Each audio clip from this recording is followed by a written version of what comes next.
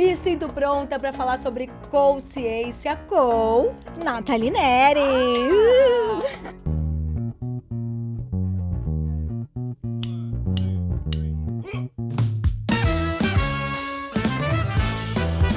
E para conversar sobre esse sentimento, que é o mais puro estado de sabedoria, eu convido ela, que é cientista social de formação, cursa pós-graduação em sociopsicologia, é criadora de conteúdo desde, quando tudo era mato. Ela cuida da DTM dela e a gente vai explicar o que é isso. Ela não tem nada de ecochata. Ela é uma mulher arejadíssima. Ela impacta a minha vida, a sua vida, a nossa vida, e a gente tem que sustentar que ela é uma grande agente transformadora. Convido para estar aqui no nosso Me Sinto Pronta Pod, Nathalie Neri! Muitas palmas pra essa chiquérrima, essa eco chiquérrima, maravilhosa! Ai, obrigada! Eu amei que trouxe até a DTM também. Problemas da vida adulta. Problemas da vida adulta, que a gente vai conversar sobre vários aqui. Tá? Ai, Muito honra. obrigada. Imagina. Fico feliz demais, te admiro muito há muitos anos. Eu também. Muitos anos, eu comecei tudo, tá? E eu via você andando pelos corredores do São Paulo Fashion Week. Eu falava, que deusa, que mulher. Mas vamos falar de tudo isso. Vamos rasgar muita seda, a gente vai chorar, se emocionar. Vou ficar aqui falando que ela é foda, enfim. E eu vou ficar foda também. E aí vai ser essa conversa. Aí acabou, gente, acabamos. Bom, Nathalie, te trouxe aqui porque pra mim você é um ícone da consciência. Mas eu queria saber de você. O que é a tal consciência que todo mundo quer saber? Caraca, já começamos. Já começa lá em cima, né? Já começa lá no alto, gente. Caramba, eu acho que é isso. Você falou maravilhosamente bem o que é consciência, talvez, mas talvez consciência pra mim seja processos, né? De possibilidade de tomada de decisão. Na minha vida, eu sempre fui motivada por isso, né? As escolhas que eu faço, elas são frutos do que eu sinto, desejo, do que eu busco, ou elas são interferências externas, os dois. Descobri que é os dois. E junto com consciência, eu sempre trago a ideia de autonomia, né? Autonomia é a sua capacidade de tomar escolhas baseado nas informações que você tem, nas bagagens que você carrega. Então, consciência, talvez, pra mim, seria uma percepção clara sobre tudo que tá à tua volta, tudo que te cerca, né? Sem romantizar o mundo, sem velar as coisas que estão ao teu redor. E sem te obrigar a fazer algo ou não. Porque não é porque a gente tem consciência... Eu tenho consciência de muitas coisas. Eu tenho consciência de que eu tenho que beber 2 litros de água todo dia, eu bebo? Não. Consciência talvez não seja ativa, ela é passiva e ela tá o tempo inteiro na superfície. O que a gente faz com a consciência é que determina o valor dela. Uau! Eu só queria dizer isso, gente. Só queria sentir essa inspiração profunda, Nathalie. E você falou sobre o que cerca a gente. E queria entender como é que você desenvolveu essa consciência desde o espaço da casa, na sua infância. Conta pra gente. Amiga, assim, as pessoas ficam bem surpresas quando eu falo isso, mas eu cresci num ambiente, assim, bastante limitado em relação à informação e bastante conservador, né? Eu tenho esse background aí da igreja até os meus 17 anos. Sim. Eu tava na igreja e saí da igreja, porque aí saí do armário também. Foi tudo junto. Mas eu sempre estive num ambiente que tentava... em que as histórias eram muito poucas, em que as referências de vida eram muito poucas, né? Eu tive uma família que me ensinava e me incentivava muito a estudar. E foi isso que me salvou em vários sentidos, a educação e a informação. Mas eu não conseguia vislumbrar um lugar além, né? A gente não é ensinado a sonhar. Sim. A gente tem esses lugares limitados, a gente não tem essas referências ou essas possibilidades que se criam quando a gente é adolescente, liga uma TV ou assiste um filme. Então eu não tinha ambições, eu não tinha grandes propósitos. Eu só sabia que eu queria mais e esse mais podia ser qualquer coisa. E eu lembro que uma vez uma professora sei lá, oitava série, virou pra mim, e sabe aquele momento em que a professora de escola pública vira e fala, o meu salário vai cair todo mês, vocês que estão se ferrando, se vocês não quiserem aprender. Ela viveu e falou assim, eu não quero ter uma vida ordinária. Vocês querem se contentar com uma vida ordinária? Ou vocês querem tentar fazer algo extraordinário? Uau. Tipo, isso é muito pesado para uma criança, né? Porque o que é uma vida ordinária? Eu vi o meu pai trabalhando todos os dias, se dedicando e não querendo gastar dinheiro com um sorvete, porque ele falava é supérfluo e a gente tem que pagar a conta. E aí eu falei... eu queria ter uma vida extraordinária. Como eu poderia ter isso? Eu não tinha muitas possibilidades. O estudo talvez me traria isso. Eu falei, caraca, pensar pode me trazer uma extraordinariedade, sabe? Eu posso sair do que eu tô acostumada, porque o ordinário é só o que a gente tá acostumado. É o que é comum. Então, talvez eu desejei, por conta de uma professora, criar uma realidade fora do comum. E aí eu achei que o estudo fosse me trazer pra esse lugar. E do nada, blogueira. Do nada, blogueira. Do nada, e pensadora, né? E A senhora é pensadora. Mas também sou blogueira. Eu acho que eu fiz as pazes com esse... Fiz as pazes, não. Eu sempre briguei muito com esses dois lugares, né? Que tá na academia e do nada tá falando de maquiagem. E eu entendi que eu posso falar sobre tudo. E que eu sou tudo ao mesmo tempo. E isso, inclusive, faz a gente se aproximar ainda mais das pessoas, né? Então, esse misto de lugares, talvez a consciência tenha vindo muito desse incentivo dos meus pais. E dessas professoras que cruzaram o meu caminho e me incentivaram a fazer cada vez mais. Eu tinha uma tia também, que era formada em sociologia. Uma prima, na verdade, que eu chamava de tia.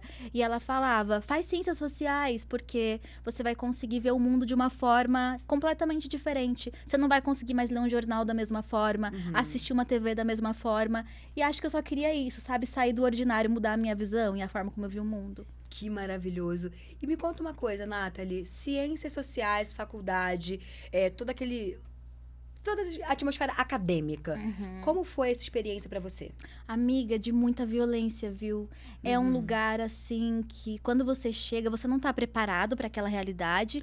É uma realidade de provação, sabe? Voltando assim para as minhas raízes religiosas, você não basta só passar no vestibular, você tem que todos os dias mostrar que você merece estar ali. E são lugares extremamente elitizados, com espaço para muito pouca gente, mas eu consegui encontrar redes de apoio, eu consegui encontrar no ambiente universitário, logo no começo, coletivos, espaços de comunicação e troca, sabe?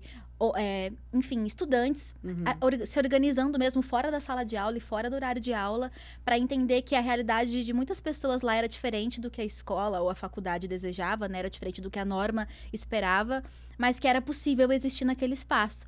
E eu não tinha grana, então no começo eu tive que adaptar muito o estudo com o ganha-pão. E aí eu fiz tranças e trancei cabelos e do nada fiz o meu canal, porque eu sentia que eu tinha algo pra falar na internet, sabe? Depois de tanto tempo consumindo, porque sempre consumi muito pra aprender como fazer a transição capilar, como deixar o cacho bonito, o crespo bonito, com a maisena.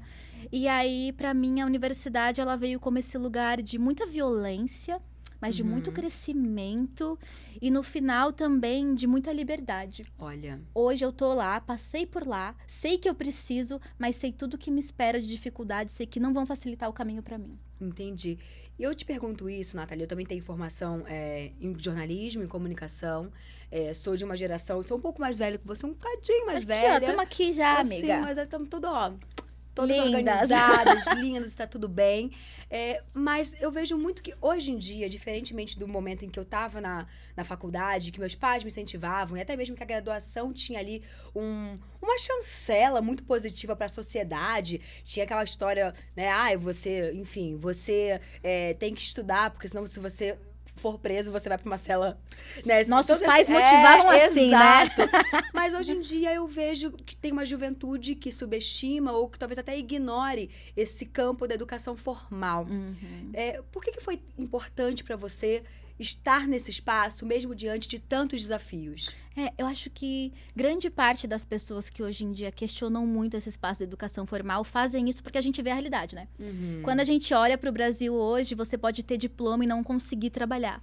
Então, você dedica anos da sua vida a esse sistema, a buscar formação, a buscar, sei lá, publicações, a construir uma carreira acadêmica. E no final do dia, a gente sabe, se você for uma pessoa preta, você vai chegar lá e vai ter teu currículo jogado de lado em relação a uma outra pessoa que foi indicada, que participa de determinados ciclos. Então, eu acho que muita gente, conforme a gente tem transferido informação, compartilhado conhecimento, tem se frustrado muito com as possibilidades. Porque na época dos nossos pais, em que o acesso à universidade era muito pequeno, ter um diploma era um diferencial. Sim. E aí você tem programas, né, de expansão do acesso à universidade pública e educação particular também com o ProUni, com o FIES. E, de repente, as pessoas podem acessar. E aí, quando todo mundo quer, Aí não é mais tão legal. Exato. Todo mundo tem diploma agora, um monte de gente preta que era pobre, sabe? Então talvez isso não seja mais tão interessante. Então a gente também tem lidado com essa tentativa de distanciamento das elites,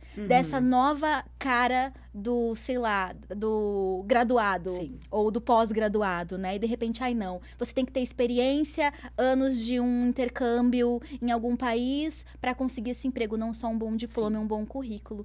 Então, para mim, voltando à sua pergunta, o que me manteve lá foi muito essa herança que eu tive, né? Para minha família, a educação formal era a única forma de ascensão. Era a experiência que eu tinha com os meus primos, que se tornaram juízes e, enfim, um juiz, o outro promotor, saindo de uma família branca, claro. Não claro, mas de uma família branca que tinha muita esperança na ascensão por meio do estudo. Então, eu meio que eu herdei essa herança intelectual da minha família por parte de pai, que já tinha visto outras pessoas ascenderem por esse lugar. A minha família por parte de mãe, uma família 100% negra, não necessariamente tinha essas expectativas. Então, eu consegui ver muito bem como essas coisas se organizaram, né? Meus primos aprenderam chinês sozinhos, em casa, sabe? Isso é surreal. Menina. Eles eram meio que crânios. Tá. Então, foi muito motivada pela minha educação. Porque a minha família prezava muito a educação. E se não fosse isso, e eu acho que inclusive foi isso que me fez passar por um processo tão grande e desgastante na universidade. Porque foram 8 anos, Luiz. Eu acompanhei, 8 gente. anos. Eu fui audiência da formação dessa mulher e, assim, me enche de orgulho demais ver que você, independentemente de qualquer desafio, você estava ali, resgatou o que é seu, pegou isso pra sua história e usa isso como um símbolo da sua liberdade. E, Nathalie, eu sempre falo do quanto é importante a gente, às vezes, não cair nessas armadilhas, né? E nessas ciladas, que alguém fala que, hoje em dia não é mais legal ter formação, ou, de repente, casa própria? Não, alugar, que isso? Não vale mais a pena. Mas, assim, nós somos pessoas que não viemos de alicerces seguros, sabe? Muitos de nós, assim, quando a gente se joga, não tem um lençolzinho ali, não tem uma esteira pra gente se jogar. A gente cai de cara no chão. Não então, tem assim, casa pra voltar. Exatamente. Então, eu sempre falo, gente, o quão mais a gente puder se estruturar na nossa vida, se alicerçar, isso é muito importante. Não deixe esses fatores externos falarem que, isso é fora de moda ou fora de contexto. Não. Precisamos cada vez mais criarmos estruturas sólidas para as nossas vidas. E a educação é essa ferramenta. E a gente sabe que esses lugares também são estáveis, né? Exato. Você, mais do que eu, que tá nesse mercado também da moda, da comunicação há muitos anos, sabe muito bem como você teve que lutar pelo teu lugar. E como, se as pessoas fossem escolher, muitas vezes, elas dariam espaço para outras pessoas, né? Oxe. A gente tem que se atualizar muito mais, a gente tem que buscar informação e provar o nosso valor ano após ano. Porque não tem background, sabe? Não tem background checking do teu trabalho. Exato. São as relações que você faz, é a força que você tem pra continuar se mostrando. Eu assisti muito o Me Sinto Pronta que você fez com a Jana Rosa, né? Falando sobre a se renovar. Sim. E a gente precisa se renovar a todo instante, ou a gente, infelizmente, é deixado pra trás. Então, quando a gente vê as pessoas falando não estude, não busque informação, não lute por esses espaços, é claramente uma tentativa de te fazer desistir, porque daqui a um tempo, quando ninguém mais tiver diploma, vai ser legal ter. Exatamente. Aliás, gente, assistam ao EP de Jana Rosa, Me Sinto Pronta, mais um daqueles incríveis e transformadores. E também, olha, quero saber aqui da importância da educação na sua vida. Deixa aqui nos comentários pra gente saber. Voltando, Nathalie Neri. Bom, falando de consciência, se você pudesse pensar em 3 palavras importantes para quem quer começar a exercer um lugar de consciência, o que você falaria? O que você indicaria? Caraca, muito bom. Caraca, olha, eu adoro essas conversas que te fazem fazer síntese. Porque eu não faço síntese, amiga. Eu também, eu sou prolixa. Por isso que o meu exercício aqui no Me Sinto Pronta é tentar fazer essa concatenação. Eu amo. Nossa, amo isso, adorei. Porque me obriga a... 3 palavras. Coragem. Coragem, porque ter consciência é estar num lugar desconfortável. É você enxergar coisas que às vezes você não pode mudar. Ou coisas que você pode mudar e vão te exigir muito. E vão te trazer muita dor. Então, coragem, com certeza, é a primeira. A ignorância é uma bênção, afinal. Não é isso que as pessoas dizem, né? Não saber das coisas vai te evitar muitos problemas, muitas dores de cabeça. Então, para ter consciência, é importante ter coragem. Para ter consciência, é importante ter humildade. Humildade. Quanto mais a gente sabe, mais a gente descobre que a gente não sabe. Uhum. E você nunca vai chegar num lugar de eu tenho muita consciência. Claro que não. Eu, inclusive, posso errar em diversos momentos. As pessoas se movimentam, discutem coisas o tempo inteiro. Enquanto eu e você estamos aqui, tem muita gente pensando, elaborando na universidade, fora dela, nas ruas, sei lá, em quilombos urbanos, ressignificando as coisas que a gente vive, sabe? Uhum. Então, a consciência é limitada também, ela tem limitações. Você precisa ter muita humildade de entender que é um processo eterno. Você sempre vai estar estudando, você sempre vai estar buscando informações. E eu acho que além de coragem e... O quê? Humildade? Coragem e humildade. Além de coragem e humildade... Aqui tá faltando a B12 da vegana, né? Tô aqui esquecendo muito. Além de coragem e humildade, eu acho que você precisa ter relacionamentos. Eu acho que Olha. não existe consciência que se faça sozinha, né? Uhum. Nós somos figuras extremamente enviesadas. Por mais que você fale, eu sei de tudo, eu entendo tudo, eu leio de tudo. Se você não sai da tua casa pra conversar com alguém, pra entender a experiência daquela pessoa, é a empatia, mas é uma empatia mais ativa, sabe? Não é Sim. só, eu sei como é estar no seu lugar, ou eu consigo me entender o teu lugar. Não. Tenha relações, saia de casa, conviva com pessoas, entenda que a tua consciência ou a tua visão de mundo só é porque você tá olhando dentro de si. Pra outra pessoa, consciência pode ser uma coisa completamente diferente a partir de um outro ponto de vista, né? E não pra você elaborar e, ai meu Deus, agora eu tenho uma consciência ampla porque eu sei como todo mundo pensa. Não. É só pra você ter humildade, inclusive, entender que você sabe o que você consegue saber. Você interpreta o mundo a partir das tuas ferramentas e de como você entende a vida e sente, sabe? Então, humildade é muito importante. Quanto mais eu estudo, mais eu me sinto burra. E eu amo me sentir burra também, sabe? Não é uma coisa assim, como ela é burra. É tipo, como é importante entender que existe muita gente no mundo, existem muitas possibilidades no mundo. E a minha forma de ver o mundo, a forma que como eu acredito que é a vida, não é única, não é verdadeira. E talvez seja importante pra mim, e aí eu posso levar essa verdade pra mim, entendeu? Mas humildade, relacionamentos E coragem. e coragem. Pegando esse gancho em coragem, humildade e relacionamentos, afro e afins. Ali no começo, né, da sua vida digital. Amiga, você pegou bem no fundo, o nome ainda era... Afro e afins, Era. amada. Ela sabe de tudo porque ela era fã mesmo. Tava lá. Amor, ela é da fanbase, ó, dessa mulher, ela bate palma há muito tempo. Como foi essa chegada no digital e esse estalo do tipo, caraca, aqui é um lugar onde eu posso me desenvolver.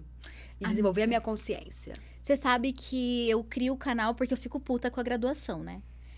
Eu queria muito aquele lugar, eu desejava muito aquele lugar. Tipo, eu quero crescer, meu sonho. Olha como eu me via. Eu me via assim, meio grisalha já, com os cabelos crespos, grisalhos, lindos, andando com a minha bolsinha de antropóloga pela faculdade, com um monte de orientandos atrás de mim. Professora Nathalie! Eu, tipo, pós-doutora, dando aula. Tipo, esse era o meu sonho. Quando eu pensava, eu queria fazer uma carreira acadêmica. Tipo, eu queria fazer mestrado, doutorado, pós-doutorado, doutorado sanduíche pra fora. Uau! Porque eu gostei de estudar. Eu gostei por mais que fosse violento, eu gostei da experiência de, tipo, produzir intelectualmente. Eu ia virar pesquisadora e professora depois. Ia passar pelo ensino público também, tudo. E aí, de repente, eu admirava aquele lugar. Eu admirava os professores. E aí, eu me frustrei porque somos todos humanos, não é mesmo? E aí eu olhei e falei, eu odeio todos vocês. Não, calma aí, gente. Somos todos humanos, mas não é daquele entendimento que a gente às vezes vê por aí do jeito errado, não, tá? Só pra voltar. Pra não fazerem um corte. Canada ali falando que somos todos humanos. Peraí, gente, peraí. Aqui não. Aqui não. Aqui a gente fala e se edita na hora. Exato.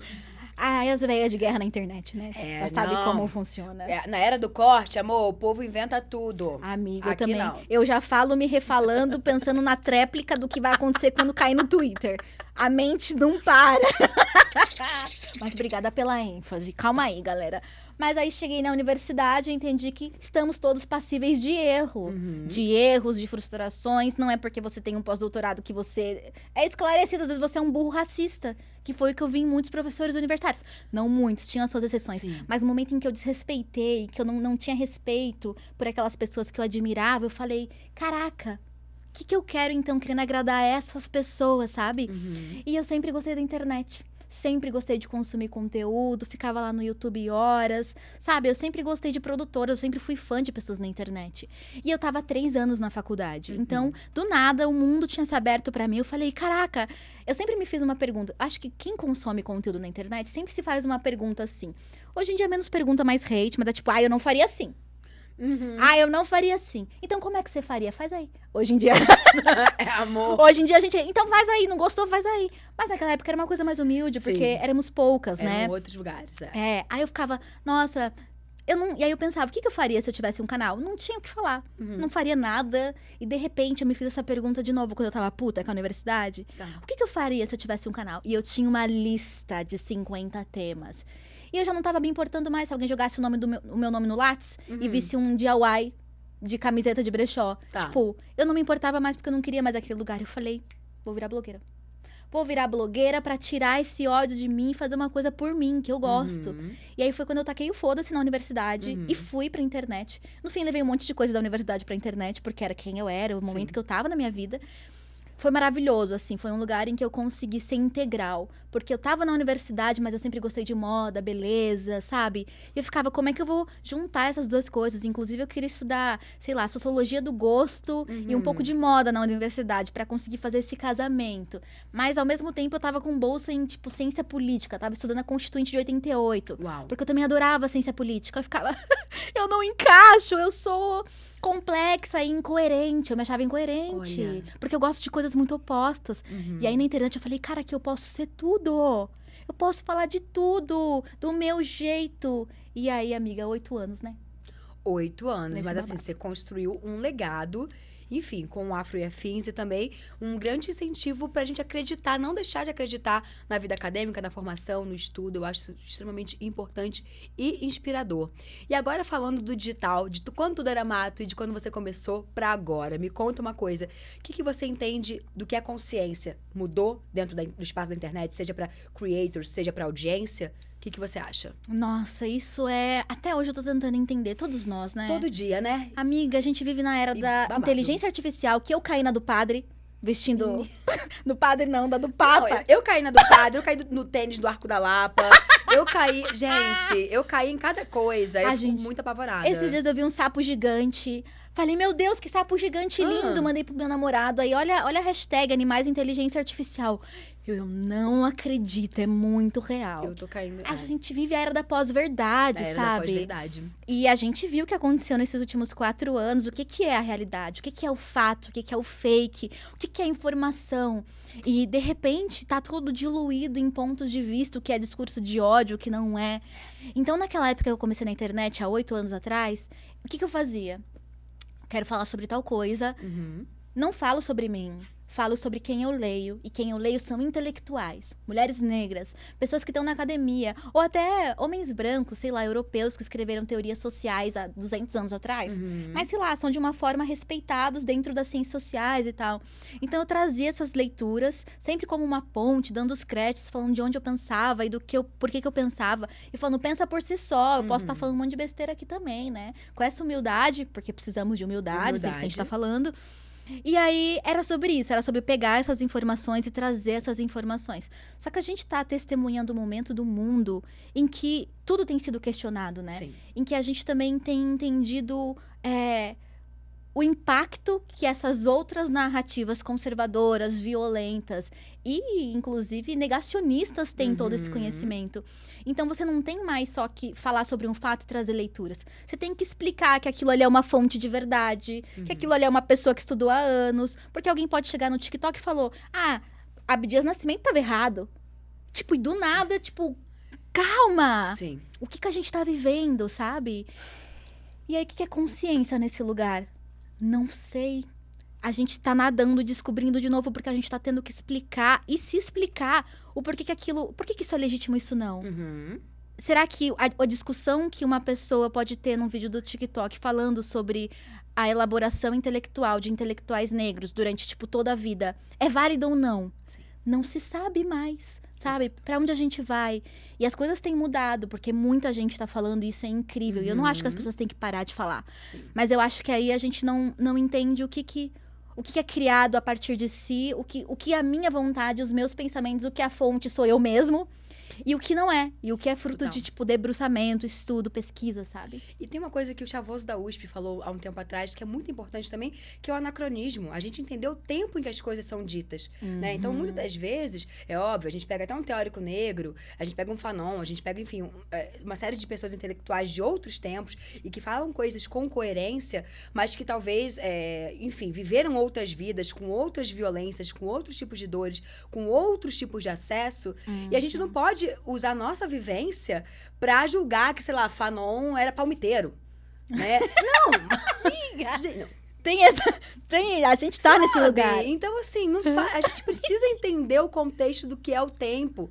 Pra também a gente ter um senso crítico, né? E entender. Porque que eu falo hoje em dia, sei lá, talvez a Luísa e a Nathalie, nós queremos ser ícones, óbvio. Termos um legado muito positivo pra sociedade. Mas talvez o que a gente fale hoje em dia, talvez daqui a 50 anos, pra uma menina negra que veja, não seja mais um ponto, não faz mais sentido. Né? A gente falar que, poxa, sei lá, eu tô aqui com cabelo, você tá de dread, eu tô com o cabelo penteado com penteado. E talvez para essas meninas isso não faça sentido. É usar o cabelo meramente natural. Mas isso não pode fazer com que valide as nossas vivências, né?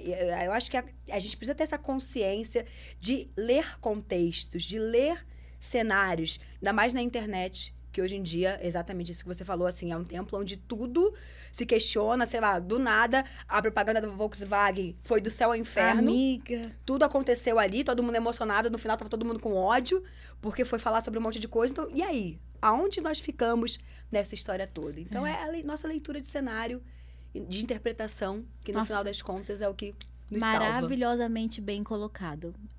Esse corte. É esse corte, ponto. Mas voltando pra nossa vida digital, mas agora é um momento fofoquinha mais, sabe? Mais levinho, que a gente porque gosta elas também também. gostam. Bem, a senhora, pra mim, é o ícone da elegância na hora de se expor no digital. Gata, é sim. Porque você, olha, eu sei da sua vivência, eu sei do seu relacionamento. Você transmite isso pra gente com muita transparência, mas com muita elegância. Como que é a linha tênue entre o que se expõe e o que se preserva na sua vida? Terapia.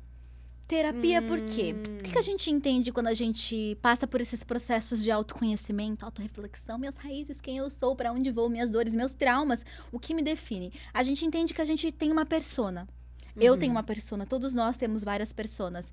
E essa persona, ela é uma parte de quem eu sou. Ela é uma parte verdadeira de quem eu sou, mas ela é só uma parte. E eu não entendia isso. Eu fui engolida pela minha persona durante todos os meus primeiros anos de trabalho. De repente, aquela raiva que eu sentia, aquela intensidade, aquela revolta, ela foi pra todos os âmbitos da minha vida e era só aquilo. Falei, caraca, fui engolida por essa persona. Nesses processos de terapia, entendi. Me transformei na vida, nessa pessoa que eu exponho na internet. Por quê? Porque as outras áreas da minha vida não estavam sendo alimentadas e incentivadas. Porque aquela área na internet era a minha fonte máxima de autoestima, sabe? E eu não tinha autoestima vinda de outros lugares. Foi entendendo isso, que a persona, ela é uma parte de quem eu sou, mas ela não é a completude de quem eu sou, que eu comecei a entender mais os limites. Ai, Nathalie, então você mente. Então você é uma falsa, um personagem. Todos nós. Sim. Todos nós. Qualquer um vai ligar nos stories e vai se comportar de forma diferente. Qualquer um vai falar de forma diferente. Quando eu tô conversando, a minha impostação de voz é diferente. Exato. Eu não falo assim, nossa, olha só a Ana Maria fazendo essa receita, como é incrível, Ana Maria. Tipo, a gente não fala assim, entendeu? Mas a gente tá comunicando. Então, a gente quer ser clara, a gente quer organizar o pensamento, a gente fala de outras formas. E aí, foi entender isso que conseguiu dividir bastante na minha mente o que é a Nathalie. Aquelas bem fragmentadas. E o que é a Nathalie Neri? Aquelas que falam de si na terceira pessoa. Sim, eu sou essa pessoa. Entendeu? O que é a Luísa, Brasil? O que é a Lulu, da família? O que é a Lu, de alguém, sabe? O que é, sei lá, um outro apelido que você tem pra mim. Quem é a Ná, que é filha? Quem é a Amor, minha vida, que é namorada, sabe? E eu entendi que eu precisava desses equilíbrios pra sobreviver. Mas, ao mesmo tempo, existe uma exigência do online para que você se mostre um pouco. No primeiro, eu tava perdida na minha persona, lá no começo. E essa persona era extremamente acadêmica, era uma pessoa sem vulnerabilidades, sem falhas, sem pontos de identificação. E as pessoas estavam me tratando como essa enciclopédia. Eu não tinha sentimento, eu não tinha dores, eu era uma montanha de informação que aparecia, lacrava e saía. E aí... saía o lacre e volta. E chorava no quarto, sozinha de noite. E aí eu ficava, é isso me dói, sabe? Isso me afeta e eu não tô comunicando. Então, as pessoas esperam coisas irreais e não humanas de mim. Falei, não dá. E aí, me refiz entender que eu teria que mostrar um pouco mais sobre quem eu sou. Até para as pessoas entenderem os meus lugares. Entenderem que eu falava em primeira pessoa. Eu não sou aqui ponta de lança de movimento. Eu não represento tudo e todos. Eu sou a Nathalie com essas vivências falando sobre isso. Então, talvez eu tenha que mostrar um pouco as minhas vivências. E aí, foi aí para me humanizar. Para as pessoas me respeitarem um pouco mais. Entenderem que eu também sofro, que eu também choro. Que foi uma coisa que as pessoas não entendiam que eu fazia. Porque eu me coloquei assim, eu não queria falar sobre a minha vida pessoal. Que eu consegui estar na internet. Então, foi entendendo quais são essas pessoas, entendendo que o que eu coloco na internet não é a totalidade de quem eu sou, mas existe uma utilidade. Às vezes, eu preciso mostrar um pouquinho mais para as pessoas entenderem de onde eu tô falando e falar, ah, tá, por isso que ela pensa isso. Basicamente. Chique, maravilhosa. E agora chegou um momento que eu adoro, que a gente tem aqui, momento merchan, sabe? Aquela coisinha TechPix. Eu amo. Sabe, cogumelo do sol. Tem Enfim, que pagar isso assim, aqui, né, amiga? Exatamente. Mas quem paga isso aqui sou eu mesma. Então, eu faço sim um merchan, ó, do meu produto, do meu livro maravilhoso. Um ícone da literatura nacional, sim. É o quê? O Caixa Preta, disponível nas livrarias e também em versão virtual. Em versão digital, que é mais moderno, né, gente? Vou presentear a Nathalie com o seu... Meu Deus, tá assinado? Vai ser assinado no final, tá? Eu preciso. Exato, precisa mesmo. Olha, você tá aí como referência, tem nome seu aí dentro, circulando. Ai, que tudo! E para ilustrar esse momento maravilhoso, porque é produto, mas também é conteúdo, peguei uma informação que tá dentro do livro, tá dentro do Caixa Preta, do qual a gente vai debater e tem tudo a ver com você, Nathalie. Fechou. Que é, vamos lá, sustentabilidade. Sustentabilidade é importante para 82% dos brasileiros entrevistados nos dados de levantamento da Opinion Box para a Forbes Brasil. Bom, Nathalie, uma dúvida. Como que nós podemos democratizar essa pauta? Caraca, me fez uma pergunta importantíssima, talvez o cerne dela, né? Porque quando a gente tá pensando em movimentos sociais hoje em dia, a gente fala sobre o movimento negro, movimento de mulheres, movimento LGBT, de pessoas PCDs, movimento indígena, movimentos plurais que conversam sobre identidades e lutam por representatividade no âmbito político. A gente tá falando muito sobre pautas que estão dentro da gente. A negritude tá dentro de mim, a sexualidade tá dentro de mim, a racialidade tá dentro de mim. E quando a gente fala sobre meio ambiente, quando a gente fala sobre sustentabilidade, teoricamente a gente tá falando do que tá fora. Teoricamente a gente tá falando daquilo que não necessariamente, a primeiro momento, interfere na nossa vida. E essa é a maior falácia. Essa é a maior ilusão. Saiu recentemente uma pesquisa da ONU Mulheres mostrando que as pessoas mais afetadas por crises climáticas são mulheres negras. Mulheres negras periféricas. Então, falar sobre negritude, falar sobre gênero, falar sobre luta de classe, tá diretamente ligado a falar sobre ambientalismo e sustentabilidade. Porque isso que tá fora, e aparentemente tá fora, interfere diretamente as nossas realidades. Interfere diretamente o nosso acesso. Você tem crises climáticas, você tem pessoas adoecendo, mulheres estão nessa posição de cuidado, acabam perdendo emprego, se dedicando mais tempo à família nuclear. O estudo foi realizado pela ONU Mulheres em parceria com a CEPAL e a FES Brasil, e ele se chama A Dimensão de Gênero no Big Push para a Sustentabilidade no Brasil. Uau. Porque ele fala não só sobre as crises climáticas, mas também sobre como grande parte dos empregos verdes e quem tem pensado sustentabilidade e ambientalismo hoje em dia, no Brasil e fora, são homens. Homens brancos que não têm relação direta com essas realidades, né? E isso é muito importante, porque a gente entende, e as lutas indígenas, os comunicadores e ativistas indígenas têm falado muito, falar sobre natureza, falar sobre ambientalismo, é na verdade a primeira luta, né? Porque sem planeta não existe nada, não existe nenhum outro de nós, sabe? A gente diminui acesso à comida, a gente diminui acesso à saúde, a gente polui os nossos ares, a gente perde acesso à água. Tem um livro, que é o meu livro favorito, que é uma distopia da Octavia Butler, que é uma escritora afrofuturista norte-americana, e ele se chama A Parábola do Semeador. Ele é basicamente uma distopia realista, né, não fantástica, sobre o que vai acontecer se a gente continuar destruindo o meio ambiente, né? Você chega em um momento em que a água é privatizada, em que a comida é cada vez mais cara, e a gente viveu isso durante a pandemia em um grau muito menor. E aí você tem um espaço de extrema violência com quem sempre foi violentado. Então, pensar ambientalismo, pensar sustentabilidade, na verdade, é a base de todas as lutas, porque é acesso ao básico, é acesso à vida, é acesso a condições de vida. E quando a gente fala sobre negritude, né, a gente sabe que quem tem menos saúde são pessoas pretas, quem tem menos acesso à alimentação de qualidade, quem tem mais doenças ligadas, enfim, a... Não vou estar dando esse dado, porque talvez eu esteja falando coisas que não tenho fontes aqui, dados. Mas quem tem, enfim, a saúde violentada, majoritariamente são pessoas negras que estão em espaço de vulnerabilidade socioeconômica. Então, a luta ambiental, ela não é sobre algo que está fora, ela é sobre algo que está o tempo inteiro ao redor de nós e dentro também. Verdade. E, Nathalie, também tem um ponto que eu acho muito importante quando a gente cunha o conceito de sustentabilidade. Eu acho que tem algo colonialista, porque quando pensamos em povos originários e povos afrodiaspóricos, isso é intrínseco da nossa vivência, da nossa relação de comunidade. Né? Então, assim, não sei, tá? É uma pergunta mesmo e um desconhecimento. Você acha que tem alguém que tem mais parcela de culpa dentro de toda essa história e que tem mais responsabilidade em cima disso para criar transformações mais eficazes? Ou todos nós temos que fazer absolutamente tudo e alguma coisa em prol do planeta? Temos um culpado, o capitalismo, não é mesmo? A forma como a nossa sociedade está estabelecida, né? E a raiz é a mesma, né? Se você tem dentro da luta ambiental, ou sei lá, da luta vegana, a luta antiespecista, que é essa ideia de que animais são utilitários, de que animais são feitos para serem usados para bolsas, para roupas, para alimentação, que animais são feitos para serem destruídos ao longo da vida. Na mesma raiz do especismo, você tem a misoginia, que é essa ideia de que, enfim, homens são superiores a mulheres.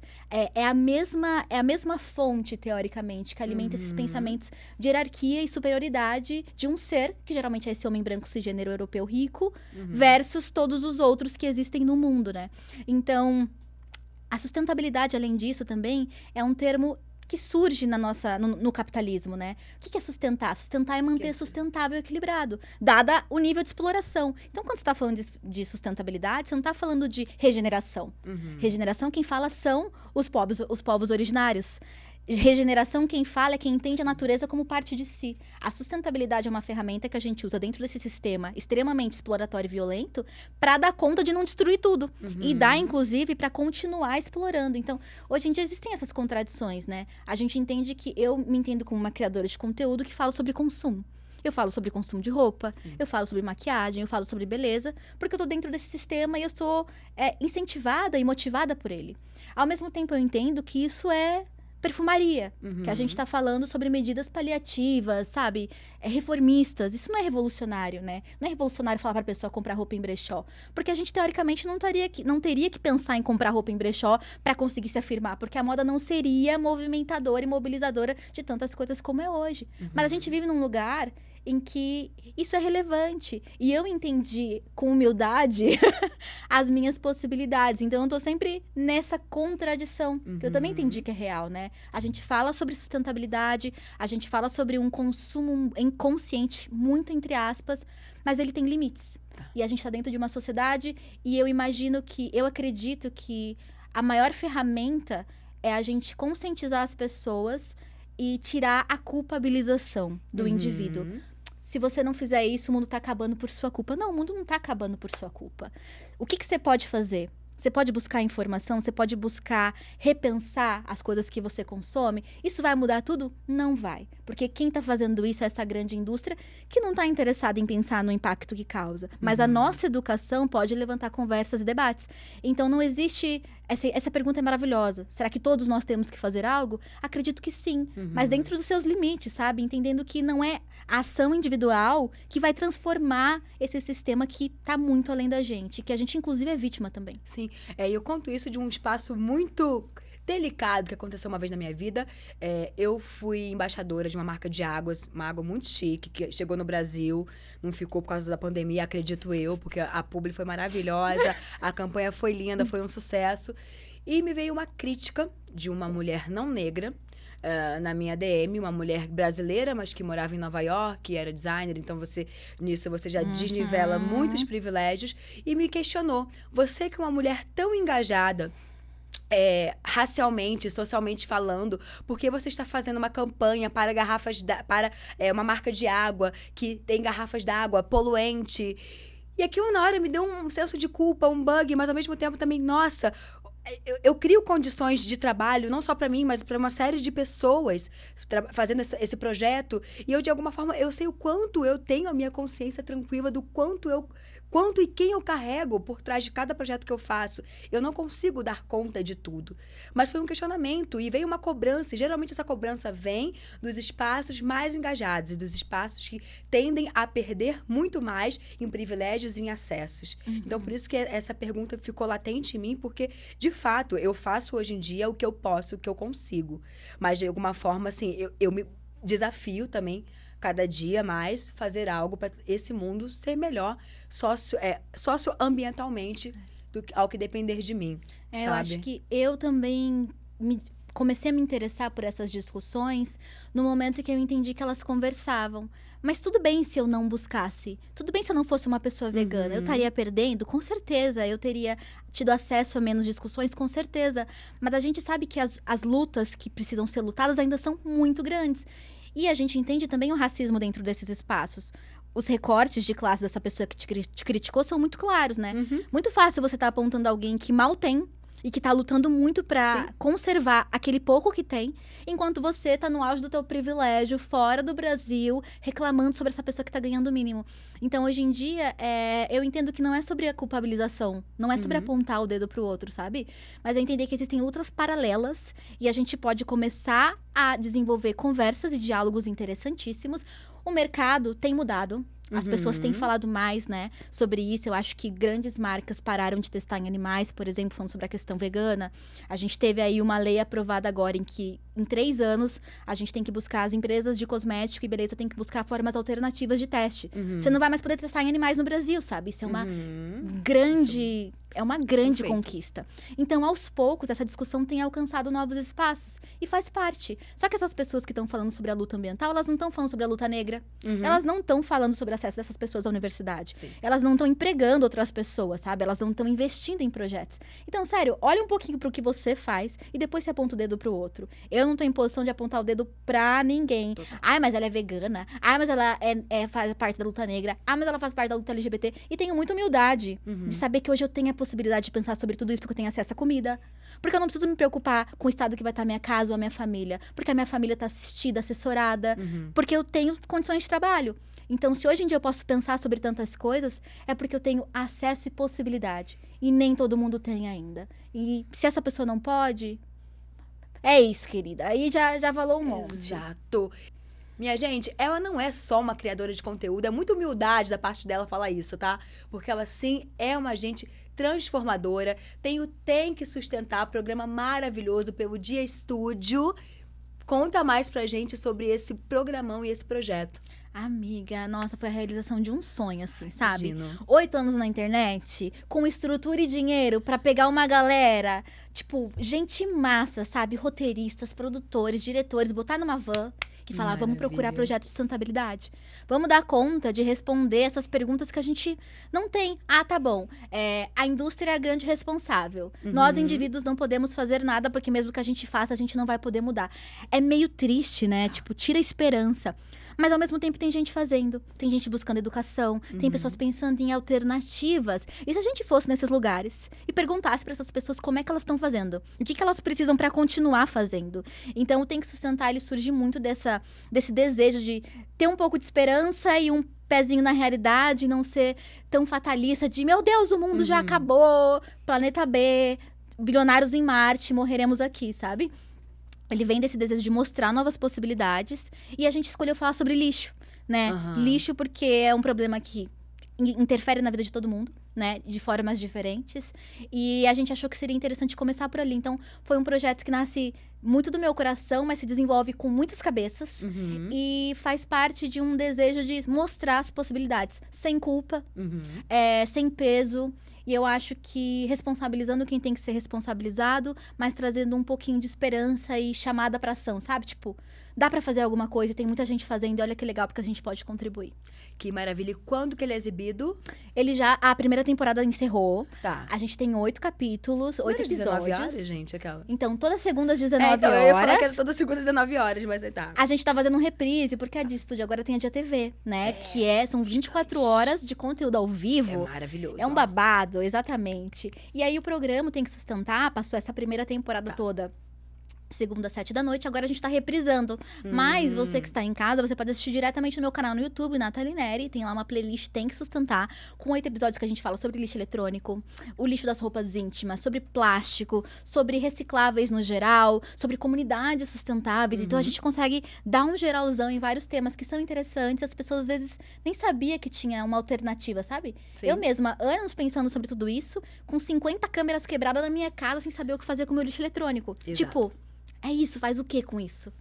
E aí, Maravilha. segunda-feira, reprise, mas tá no meu canal.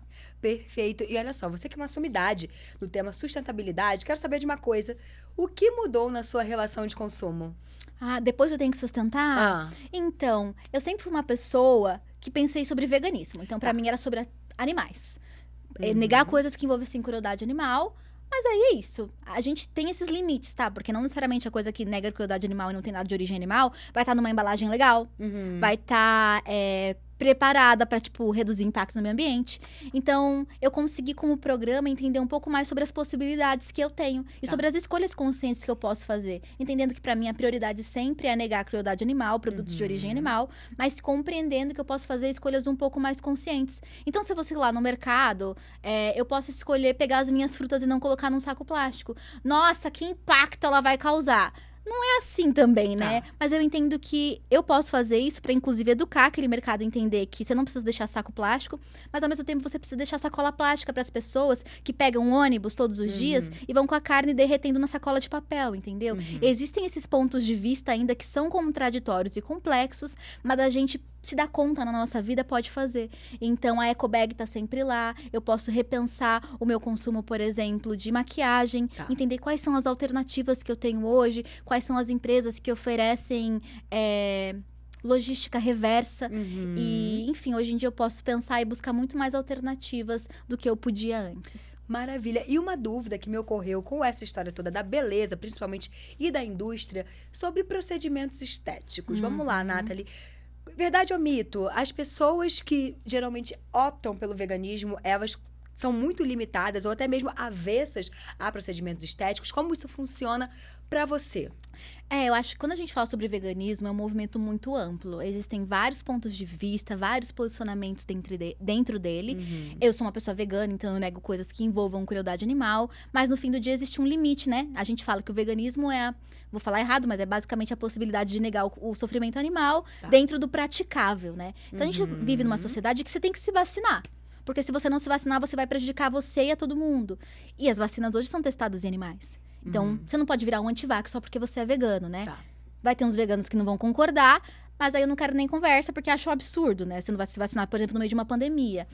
E, então, existem esses limites possíveis, e dentro disso, eu acho que muitas pessoas acreditam que procedimentos estéticos são danosos, porque vem de uma outra conversa também. Mas se você for pensar, uma depilação a laser, que a gente estava conversando que a gente não faz, porque tem problemas raciais envolvidos, não é? Porque as discussões são muito mais complexas, né? Mas uma depilação a laser, por exemplo, evita o uso de gilete. Você faz a depilação a laser ali, que teoricamente não gera lixo, e você vai ter um resultado que, inclusive, vai te impedir de gerar lixos e lixos de gilete descartável. Recentemente, eu nunca tinha pensado sobre botox, sobre essas coisas, porque é isso, eu tenho cosméticos muito legais, que eu tenho acesso porque eu tenho dinheiro. Então, eu posso pagar uma Biossance, entendeu? Uma Simple Organic. Um negócio que é um pouco mais caro, que um creme vai custar R$300, né? Mas que vai ter ácidos escoalano da cana-de-açúcar e vai ser incrível pra pele. Mas aí, comecei a pensar... Nunca pensei sobre Botox, porque sabia que a maior parte dos Botox, dos ácidos hialurônicos e tais, não eram veganos. Você vai me perguntar por quê? Não sei. Porque aí descobri que tinha Botox vegano quando fui numa dermatologista. E ela falou, Botox aqui é vegano. Falei, nem sabia que não era. Gente, é verdade. Nunca me ocorreu. Exato. Então, existe esse mundo de coisas que a gente, às vezes, não imagina. Que testam em animais, ou que tem ingredientes de origem animal ou químicos extremamente nocivos para o meio ambiente. Eu acho que quando a gente fala sobre a indústria cosmética especificamente, a gente tem tido tanto avanço, apesar de eu ser bem pessimista / realista, de que a gente podia ter avançado muito mais. Nos últimos anos a gente teve muito avanço sobre alternativas de testes de segurança em, sei lá, peles in vitro ou peles in vitro não, peles falsas, né? Tipo, você falsificar, conseguir desenvolver uma pele humana para testar uma substância, não em um animal. Então, a gente conseguiu avançar muito nessas alternativas e aí a tecnologia também acaba sendo uma aliada, né? Hoje em dia, não quero botar botox, porque gosto das minhas expressões, mas o meu namorado Jonas, ele tá com uma ruga gigante aqui, porque ele é muito bravo, ele dorme assim, ó. É Falei, mesmo? ele vai botar botox. Aquelas. Aí a gente já tá falando sobre relacionamento abusivo, aquelas. Aí começa uma outra discussão de eu obrigando meu namorado a botar botox. Mas não me obrigando, a gente só fala. É isso aí, quando você fala, legal, entendi uma possibilidade. E tô com o meu DTM. Ai, amiga, perdão. E tô com o meu DTM. Isso. Conta pra gente o que é o DTM. É o problema do jovem adulto, pessoas acima dos 20 e pouco. Principalmente pós-pandemia, que foi um boom, né? Um boom. Se você tem que se preocupar com a vida, se você tem que pagar contas, se você tem que trabalhar, se você tem filho pra cuidar, ou se você tem, sei lá, um caos acontecendo na tua vida, e você se estressa, provavelmente você vai ter disfunção temporomandibular, que é travar o maxilar, que não passa nada, a gente também chama de bruxismo, mas e o bruxismo é o travar. Não sou uma dentista pra falar isso, mas a disfunção temporomandibular é quando você trava tanto que tem um músculo que dá uma escorregada. Então você começa a abrir tua boca torta, abre a boca, estala tudo. E amiga, descobri que um dia você pode ter um derrame no maxilar, seu maxilar cai e você nunca mais... Uau, Não. mas um derrame mesmo? Assim, Em casos de muito estresse. entendeu? Mas aí do nada, eu tô convivendo há 3 anos com meu maxilar estalando.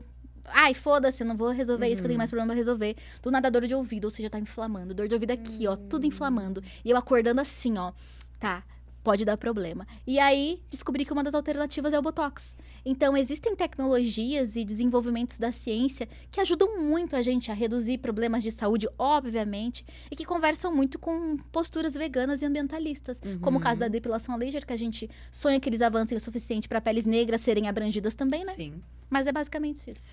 Maravilha. E me conta uma coisa, Nathalie. Qual foi a maior conquista que a sua consciência te fez chegar?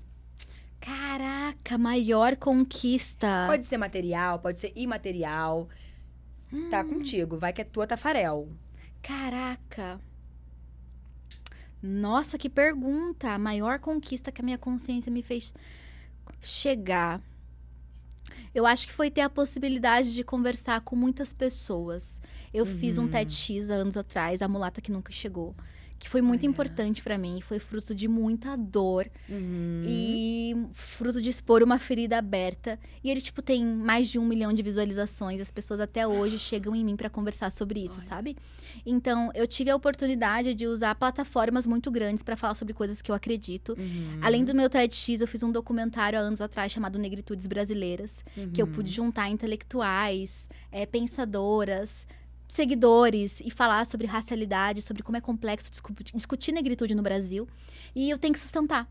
Eu acho que ter a possibilidade de botar dinheiro, estrutura para comunicar o que eu acredito, e muito mais do que eu acredito, mas o que outras pessoas acreditam e estão fazendo, é muito foda. E com certeza é tipo a minha maior conquista, que no fim aí a gente se torna professora, né? Eu meio que tô preparando aula quando eu faço todos esses projetos. Então, não morreu esse desejo de ensinar, de compartilhar informação, ele segue. Só que agora eu tenho estrutura e dinheiro pra fazer isso, menina. Eba, é isso, gente. Os 3 E's. Eu sempre falo aqui dos 3 E's, que é estabilidade, estrutura e escolha. A gente tem que mirar na nossa vida esses 3 E's pra gente chegar em lugares de liberdade. Que a liberdade pra gente é a coisa mais importante que a gente tem, né? Da gente fazer o que a gente gosta, o que a gente quer, com estabilidade, com dinheiro. Não é só a não. Ai, porque eu tô amando fazer isso. Ela tá muito SMR. Não é só a mas assim, possibilidades, né? Permitir pra gente possibilidades. Então, 3 E's. Eu amei, vou usar. Vou usar e falar, gente, Luísa Brasil sempre diz os 3 E's. Estrutura, estabilidade, escolha. Eu amei, exatamente. Né? E pra gente encerrar, Nathalie, como você quer ser lembrada daqui a 200 anos? Meu Deus! Ela só vem assim, gente. Pra começar, eu quero que não peguem cortes dos meus vídeos e façam e zoem no TikTok. Contexto, afinal. Ai, olha que atrasada. Gente, era 2023. A gente tava engatinhando. Porque daqui a 200 anos a galera vai estar falando de, sei lá, racialidade digital. Sei lá, inteligências artificiais racializadas. Aquelas, Vinge. Pós-verdade. Do nada, outras coisas, 200 anos. Eu não quero que façam recortes de mim, tá? Nossa, olha como eram burros. Tipo, amiga, umas coisas assim. Nossa, total. Se o povo já pega as coisas do povo de 2012 pra zoar, Aham. isso é um desrespeito, hein? As minhas amigas estavam lá lutando, falando que sabiam. Não, é assim, o povo vem falando assim, ai, nossa, como ela era oprimida, ela tá com o cabelo preso, chupado, lambido. Imagina, olha, lutando por base. Lutando por base, com essa unha falsa, performando feminino. Ixi, quero ser lembrada. Problemão. Pra começar isso, não quero ser recortada e descontextualizada daqui a 200 anos. O que vai acontecer? Mas não façam isso, tenham amor à minha memória. Mas quero poder construir conversas. Eu acho que quero poder ser lembrada como uma pessoa que fez pontes, criou pontes. Eu acho que eu não tenho ambição de ser, nossa, eu vou ser muito famosa, eu vou ser muito grande. Quero publicar livros, assim, sou uma preguiçosa, amiga. Eu gosto de ligar uma câmera e gravar. E estudar dentro de casa. Então, eu quero ser conhecida como uma pessoa que criou possibilidades, inclusive contraditórias, de se existir na internet. Você pode falar sobre intelectualidade, você pode ler livros, fazer sociopsicologia, adorar falar de maquiagem de base. E adorar, sei lá, fazer vlog em festa de São João vegana, sabe? No fim, tudo tem um fundinho assim, né? Mais político, ambiental e tal. Mas eu gosto muito das possibilidades que a internet me trouxe. E eu quero poder inspirar, talvez, ou pelo menos movimentar as pessoas a acreditarem que elas podem ser tudo que elas quiserem nesse espaço. Olha só, você não é grande, a senhora é gigante. E quero muito agradecer a sua presença aqui no Me Sinto Pronta Pod. Você sempre tão eloquente, você sempre tão chiquérrima, você sempre tão lúcida no seu pensamento. E quero muito que vocês, gente, que estão aí, digam pra gente o que vocês acharam do nosso episódio. Ela tá toda hoje ASMR. Eu amei. Pessoal, digam o que vocês acharam desse episódio. Curtam, compartilhem, comentem. Ela é mais vintage que eu nessa coisa de YouTube. Eu tô ainda perdida. Inscreva-se no canal, curta. Siga o @MSPpod, o Mequetrefismos também. E olha só, ouve a gente também no Spotify. Indica pro amigo, pra amiga, pro crush, pra todo mundo, tá bom? Um beijo. E até a próxima. Tchau, tchau. Tchau.